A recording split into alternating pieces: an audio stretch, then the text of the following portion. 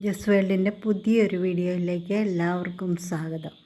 നെല്ലിൽ ബോഗൻവില്ലകളിൽ നിറയെ പൂക്കളുണ്ടായി കാണുവാൻ നല്ല ഭംഗിയായിരുന്നു.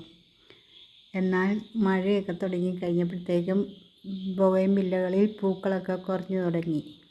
മഴയാണെങ്കിലും ചില ഹൈബ്രിഡ് ബോഗൻവില്ലകളിൽ പൂക്കൾ ധാരാളമായിട്ടുണ്ട്. എന്നാലും ഇലകൾ കൂടുതലാണ്. 2 ആഴ്ച മുമ്പുള്ള ഒരു വീഡിയോയിൽ ഹൈബ്രിഡ് ബൊഗൈൻവില്ലകളെ മഴക്കാലത്ത് എങ്ങനെ സംരക്ഷിക്കാമെന്ന ഒരു വീഡിയോ ഞാൻ ചെയ്തിരുന്നു. ഇന്നത്തെ വീഡിയോയിൽ ഹൈബ്രിഡ് ബൊഗൈൻവില്ലകളിൽ മഴക്കാലത്തും പൂക്കളൊക്കെ എങ്ങനെ ഉണ്ടാക്കാമെന്നാണ് പറയുന്നത്. മഴയൊക്കെ തുടങ്ങുമ്പോഴേക്കും ബൊഗൈൻവില്ലകളുടെ കമ്പുകളൊക്കെ നല്ല നീണ്ട് വളർന്നു വരും, ശക്തിയോടെ വളർന്നു വരും. ഇലകളും കൂടുതലായിട്ടുണ്ടാവും. നീണ്ടു വളരുന്ന കമ്പുകളെയൊക്കെ കുറച്ച് മുറിച്ച് മാറ്റാവുന്നതാണ്. കുറച്ച് പേരൊക്കെ എന്നോട് ഹൈബ്രിഡ് ബൊഗൈൻവില്ലയുടെ കമ്പുകൾ തരുമോ എന്ന് ചോദിച്ചിട്ടുണ്ടായിരുന്നു. കമ്പുകൾ വേണ്ടവർക്ക് ഞാൻ സ്ക്രീനിൽ കൊടുത്തിട്ടുള്ള വാട്സാപ്പ് നമ്പറിലേക്ക് മെസ്സേജ് ചെയ്യാവുന്നതാണ്. മഴ തോരാതെയൊക്കെ പെയ്യുമ്പോൾ വെള്ളം കൂടുതലുകൊണ്ട് ബൊഗൈൻവില്ലകളുടെ ചുവട്ടിൽ കൂടുതൽ വെള്ളം വീഴുമ്പോൾ അത് നശിച്ചു പോകാനിടയുണ്ട്. അതുകൊണ്ട് ബൊഗൈൻവില്ലകളെയൊക്കെ ഷെയ്ഡിലോട്ട് മാറ്റി വയ്ക്കുകയാണ് ഞാൻ ചെയ്യുന്നത്. വല്ലപ്പോഴുമൊക്കെ മഴക്കാലത്ത് വെയിൽ തെളിയുമ്പോൾ അത് നല്ലവണ്ണം കിട്ടത്തക്ക സ്ഥലത്താണ് ഞാൻ ബൊഗൈൻവില്ലകളെ ഷെയ്ഡിലേക്ക് മാറ്റി വച്ചിരിക്കുന്നത്. ബൊഗൈൻവില്ലകൾക്ക് പൂക്കളുണ്ടാകുവാൻ ഏറ്റവും കൂടുതൽ ആവശ്യമുള്ളത് വെയിലും നല്ല വെളിച്ചമൊക്കെയാണ്. മഴക്കാലത്തും പൂക്കുവാനുള്ള വളങ്ങളൊക്കെ കൊടുത്താൽ ബൊഗൈൻവില്ലകളിൽ പൂക്കളുണ്ടാവും. ഇനി ഞാൻ NPK 19 കൊടുക്കുന്നത്. അത് വെള്ളത്തിൽ അലിയിക്കാതെ വെറുതെ ചുവട്ടിലിട്ട് കൊടുക്കുകയാണ് ചെയ്യുന്നത്. ഇടയ്ക്ക് മഴയൊക്കെ ഉള്ളതുകൊണ്ട് അത് അലുത്ത് ചുവട്ടിലേക്ക് ചേർന്നോളും.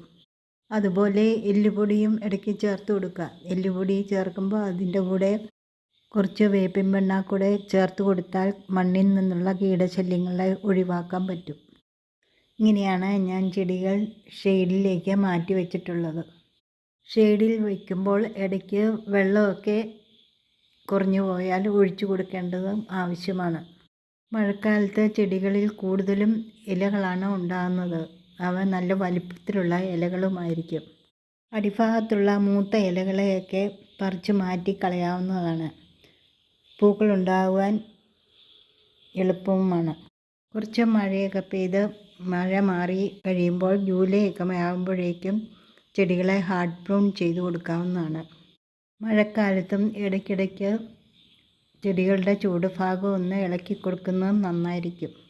ചീഞ്ഞ ഇലകളെയും പൂക്കളെയൊക്കെ ചൂട്ടിൽ നിന്നും എടുത്തു മാറ്റി കളയണം. കാറ്റും വെളിച്ചവും ഇല്ലാത്ത സ്ഥലത്തൊന്നും ബൊഗൈൻവില്ലകളെ കൊണ്ടുപോയി വയ്ക്കരുത്.